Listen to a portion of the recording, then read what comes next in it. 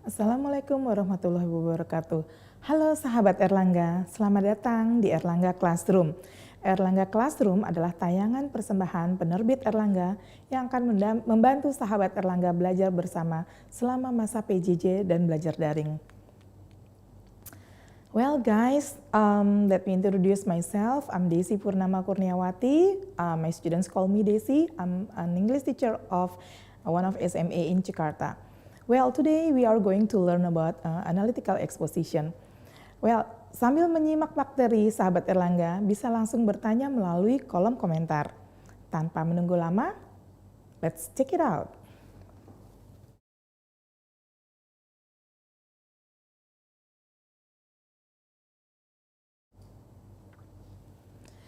Tujuan dari pembelajaran pada hari ini adalah melalui pembelajaran berbasis teks, peserta didik terampil membaca, menangkap makna kata secara kontekstual dan menyusun teks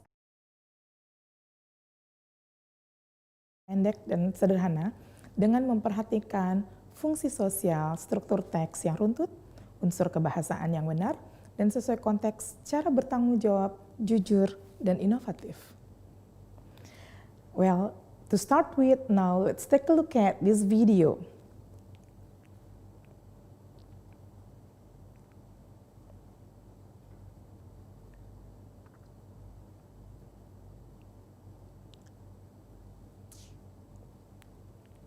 Kita simak video berikut ini.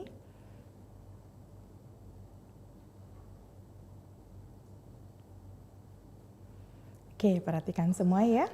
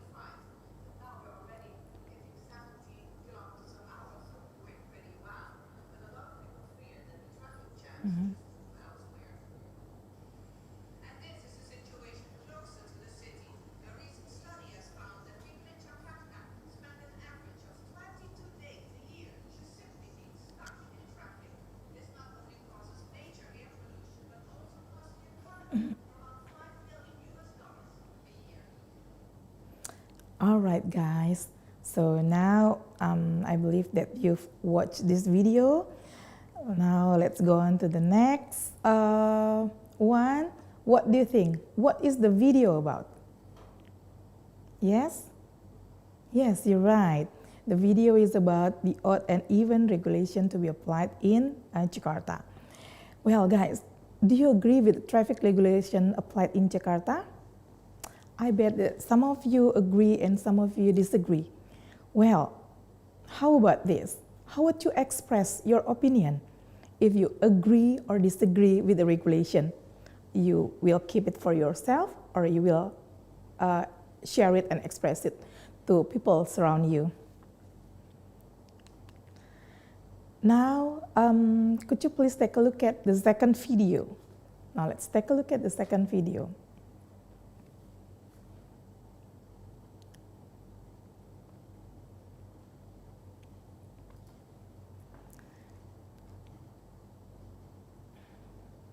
Okay, well, actually there are two kinds of opinion in this case.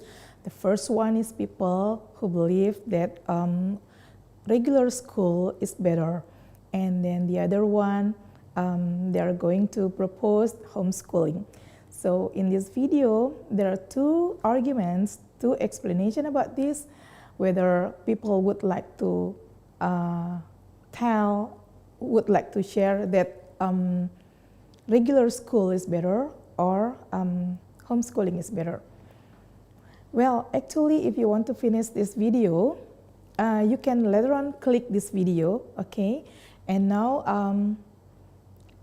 untuk mempersingkat, saya akan mempercepat.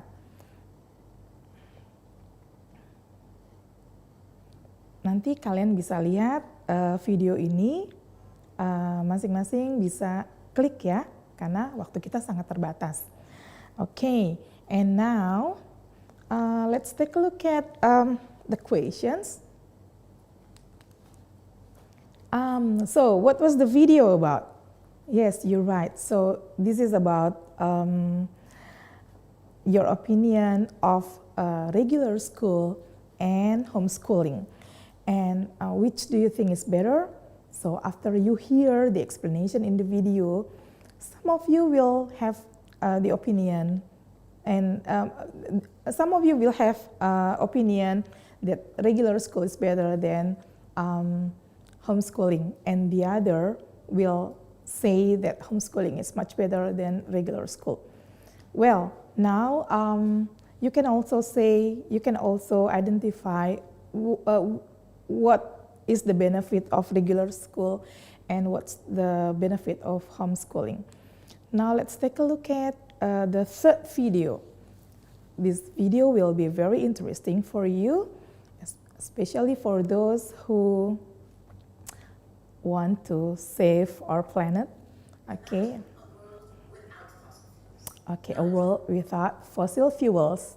Okay, could you please take a look at the video? Imagine a world where you never need to smell the fumes of a passing car, bus, or truck, and where traffic noise is massively reduced. Imagine a world powered by something we can't touch, which will be abundant for billions of years. Imagine a world where every single home has electricity, no matter how far it is from the grid. That's the future beyond fossil fuels. Imagine governments no longer needing to subsidize fossil fuel production or spend fortunes protecting their underground fuel sources, pipes, and transmission lines. Trillions of taxpayer dollars are freed up. Smog and greenhouse gases plummet. Public health improves. This healthy future is closer than you think. Our energy system is undergoing an unstoppable transformation. The coal-fired power industry that took a century to build is being rapidly replaced by sun and wind power. Forces of nature which cannot be dug out of the ground or sold on commodity markets. In this totally fossil fuel-free world, electricity belongs to everyone, is homegrown in the true sense, bringing power to the 1.3 billion people who are currently inexcusably without it. The Paris Climate Agreement bound nations of the world to work peacefully for a fossil fuel-free economy. But we need to move fast. We must harness the power of the sun and work at the speed of light. Our collective mission is to bend the curve of emissions now, so that renewable energy outcompetes fossil fuels as the best new source of energy in all markets around the world by 2020. So let's thank fossil fuels for all they have done. Their contribution to humanity has been nothing short of extraordinary. However, now that we understand the dangers and the side effects and have exciting, everlasting alternatives, it is time to retire them pronto. The journey to our fossil fuel-free future is the most exciting, the most innovative, the most necessary, the most inclusive and far-reaching global transformation we have ever seen. This is the answer to so many challenges in the world. The energy utopia. The only question now is, how quickly can we get there?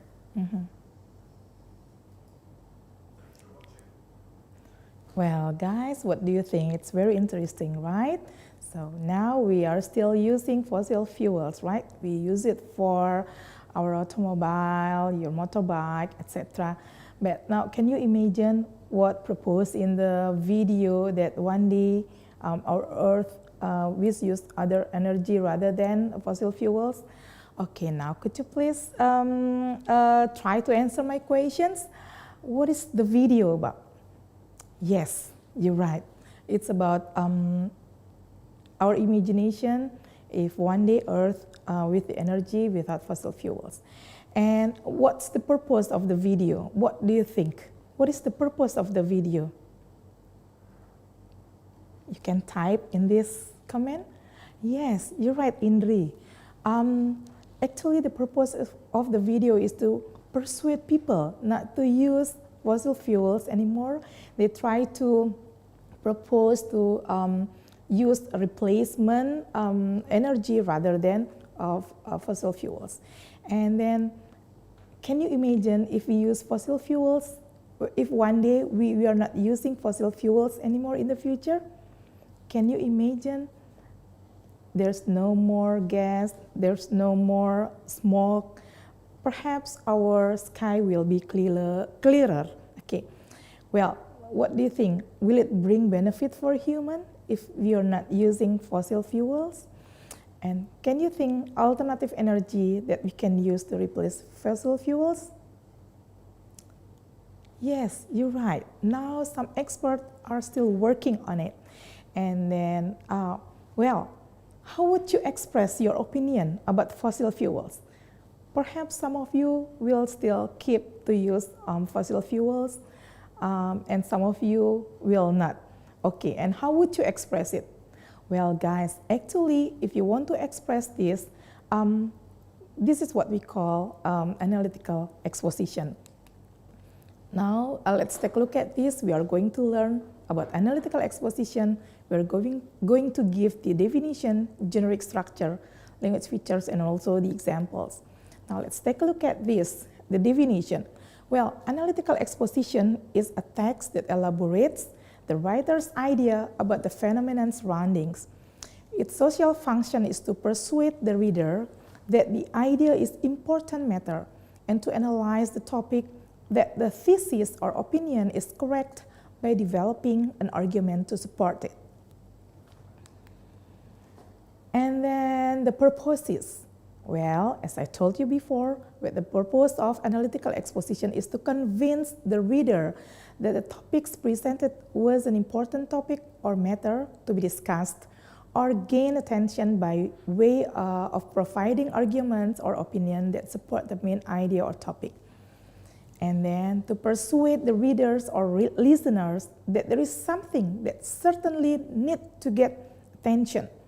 And then the third is to analyze a topic and to persuade the reader that this opinion is correct and supported by an argument.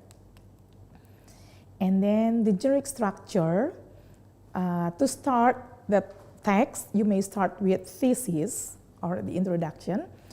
The introducing the topic and indicating the writer's opinion or point of view.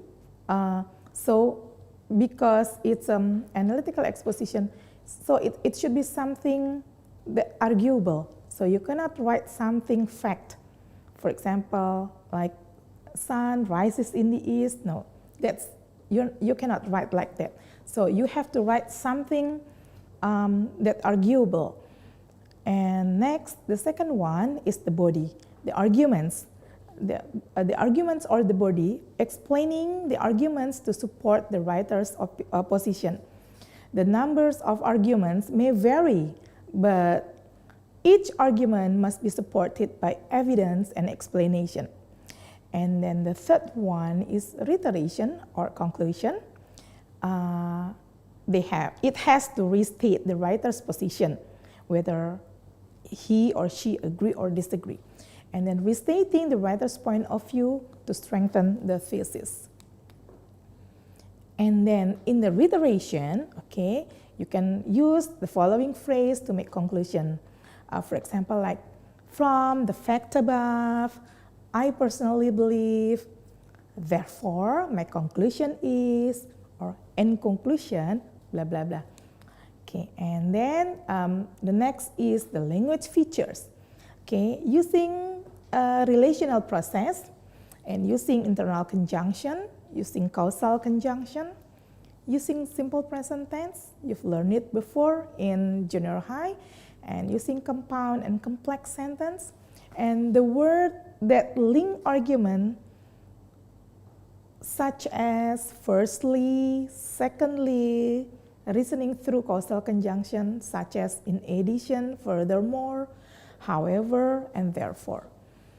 And now let me give you an example of analytical exposition text. Now let's take a look at this. Well, actually this example is taken from buku Erlangga. So you can take a look at the book from Erlangga book. Let's take a look at this. Okay, the social function is to persuade the readers or listeners that books are important for you. So in this case, the writer write about why books are important for us. So this is the title, and then the thesis is, a wise man said, learning without books means nothing. In my opinion, the statement is true. Why do I say that? This is for several reasons. So that is the thesis. The thesis states what you are going to talk about. Unlike fiction, okay, for fiction sometimes they don't have thesis. In the introduction sometimes they write about something else and then the body will use something else. But for this analytical exposition, the thesis or the body should reflect the thesis. That's why it's very important. The thesis is very important because it states what you are going to talk about. And in argument 1, it may start it with firstly. For example, okay, this is a numerical phrase to number the arguments. You can say, if you have 3 arguments, for example, you can use firstly, secondly, lastly, something like that, okay? So in this case, it used firstly. Books are crucial in developing the mind. So that's argument 1. That's the first argument. And then you can elaborate it to become, you can elaborate it by giving data, by giving the argument, by giving the supporting ideas, okay? And then the next, in argument 2, you can write with secondly. In this, the third paragraph, okay, it said books not only contain stories but also record facts and review histories. Well, in this case, the argument highlighted with the blue, and then it's supported by supporting sentence below, okay? Like you can also learn about certain period in history by discovering the popular books in that era. For example, you can learn about the French Revolutionary era by reading Alexander Dumas' A Tale of Two Cities. Okay, so it supports the ideas that books not only contain stories but also record facts. And then in the fourth paragraph or the third argument, it said, lastly, books do not educate but also entertain. So it should be given supporting sentence and also evidence whether books really do not only educate, yeah, but also entertain. In this case, the supporting sentences are, there are books containing mystery, drama, comedy, adventures, and so on. And there are books about virtually everything. The possibilities are endless. And then, last but not least is the reiteration. Reiteration, what the function of reiteration is to make your conclusion, but your statement should support the thesis. All right, so this is one thing that you have to remember, that the statement should support the thesis. All right, so you can start with, based on the reason above, it is obvious that reading books is important for us. It's no wonder that books are said to be our window of the world. So this is a very good closing statement. Well, guys, now if you take a look at on the right side, there are language elements that which is used in analytical exposition. The first one is that most tenses that which is used in this type of genre is present tense. And then you are given also numerical phrases and also the number, to support the number of argument. And next, now let's take a look at another example. This is about accredited school. Why is it important to choose the accredited school? Well, do you have any idea? So the first paragraph is what? Do you have any idea what is it? Yes? Yes, you're right, Kenny. It's thesis statement. And then the second one is argument. The third one is argument. Okay, and then the last but not least is the reiteration. Okay, and now, well, guys, actually, as I told you before, beside in written, there's also explanation, analytical exposition, which is used in spoken language. Now let's take a look at the example of this. This is also taken from Erlangga book. Now, can you read this together? Let's try to read this together, okay? Read the following transcript of speeches delivered by councillors Harper and Stewart. Okay, so now let's try to read this together. Ladies and gentlemen, I'm here tonight to propose the construction of the new town hall. It will be located in East Spring Street and will replace the existing building in W. Broad Street. The old building is now old, cramped, and inconvenient to work in. It's not conducive as the workplace environment. It has previously been suggested that the project would be a waste of public money. However, the new town hall building will be a good investment in public funds. The construction will provide employment for many people, and the new building will provide public facilities such as a town library and an art gallery. In conclusion, the project will be valuable and highly beneficial for the public. Thank you. So, indeed, this is an analytical exposition, even though it expresses spoken, all right? Because it has thesis. So Councillor Harper would like to propose the construction of new town hall. Okay, and he has several arguments, which is written in the second paragraph, and then for the reiteration, he mentioned it in the last paragraph. And now let's take a look at the next. It's also taken from Erlangga book. Okay, this is Councillor Stewart. If Councillor Harper would like to propose the construction, on the other side, Councillor Stewart would like to propose the opposite side of the construction project. So it's very human. If you have different argument, if you have different opinion, it's very human. The most important thing is if you have strong argument to support your ideas, okay? So in this case, Councillor Stewart said, ladies and gentlemen, I would like to propose the opposition to the construction project. First of all, the construction would be a waste of public funds. It would be better to use the funds for social services and education. For the past few years, it has been planned that the site at East Spring Street would be used for a public park. If this site were to be used for a new building, it would not correspond to its surroundings. In relation to employment, the project would only hire workers for a year or two. Afterward, they would need to find jobs elsewhere. In short, in my opinion, considering the current economy, the project would be a gross extravagance in the expenditure of public funds.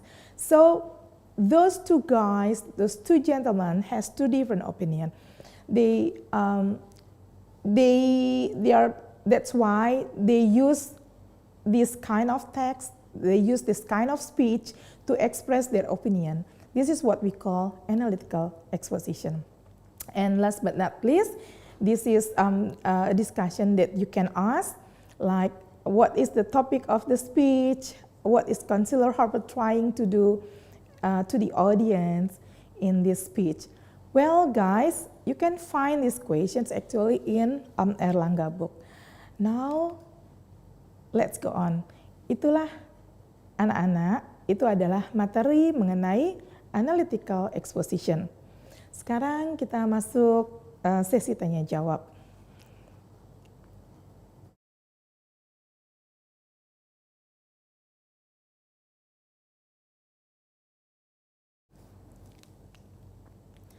Okay, we have several questions. The first one. Baiklah, sahabat Erlangga semua, sudah ada beberapa pertanyaan yang masuk. Yang pertama dari Rizky. Terima kasih Rizky. How many arguments do we have in one text? Well, as I explained before, you may have 2 or more arguments to support your ideas. Ya, jadi boleh ada beberapa argumen. Jangan cuma 1, kalau bisa 2 atau lebih untuk to strength, untuk memperkuat thesis kamu seperti itu. And then ada pertanyaan kedua.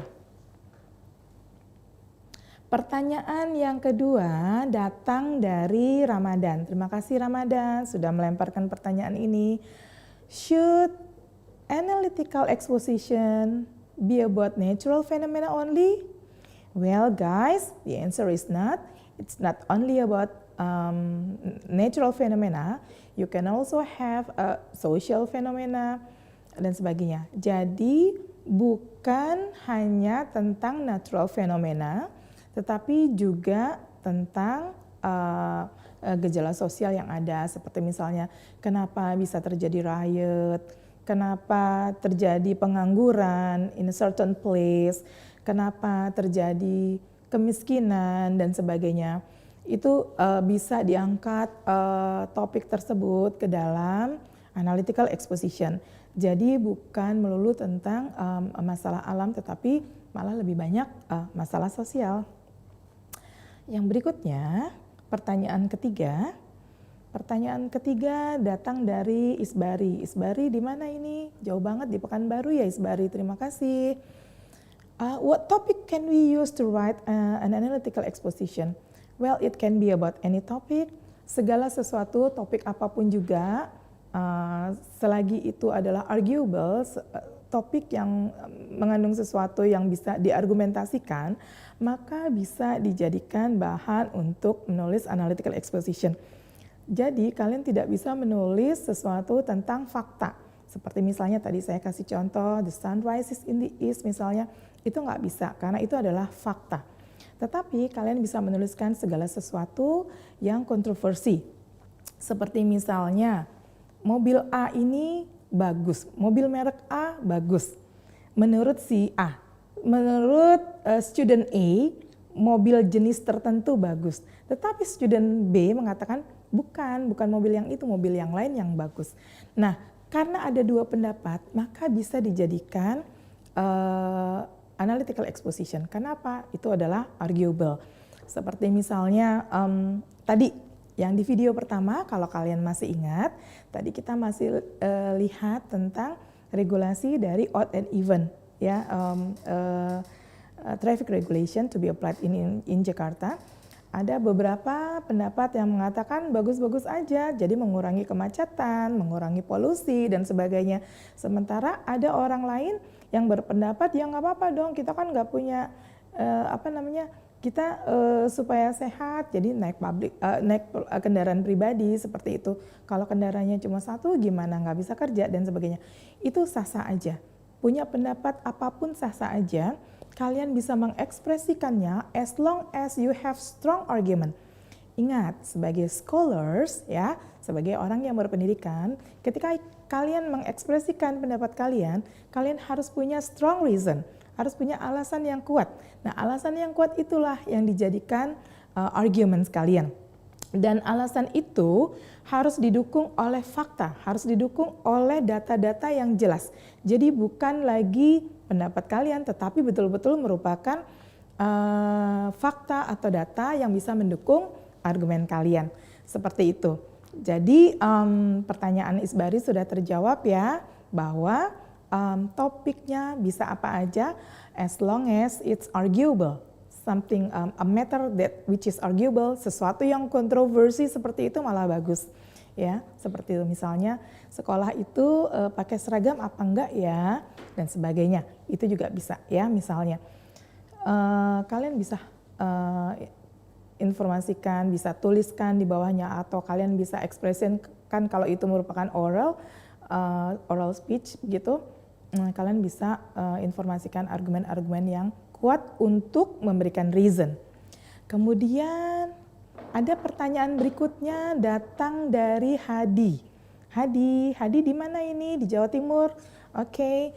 How many paragraph do we need to write an analytical exposition? Tadi udah jelas ya, paragrafnya itu sendiri tergantung dari jumlah argumen kalian. Kalau kalian punya at least dua argumen, berarti kamu punya pertama, yang paragraf pertama adalah thesis, terus kemudian paragraf berikutnya di body itu ada 2 argumen, yang terakhir ada reiteration. So it means you will have 4 paragraphs. Tapi kalau kamu punya lebih dari 2 arguments ya, berarti paragrafnya juga akan tambah seperti itu. Sudah bisa dipahami ya Hadi ya. Terima kasih. Selanjutnya kita ada pertanyaan dari Wilson. Wah, Wilson ini datang dari Sulawesi. Can we make this sentence to become thesis statement? Like Indonesia consists of around 17,000 island. Well, actually kalau yang seperti itu nggak bisa dibuat menjadi thesis, Wilson. Karena apa? Itu adalah fakta. Seperti yang tadi saya sudah jelaskan sebelumnya, bahwa yang bisa dijadikan thesis statement adalah sesuatu yang kontroversi, sesuatu yang arguable seperti itu. Jadi yang kira-kira ada pendapat agree dan disagree seperti itu. Jadi kalau yang fakta tidak bisa dijadikan thesis. Demikian Wilson.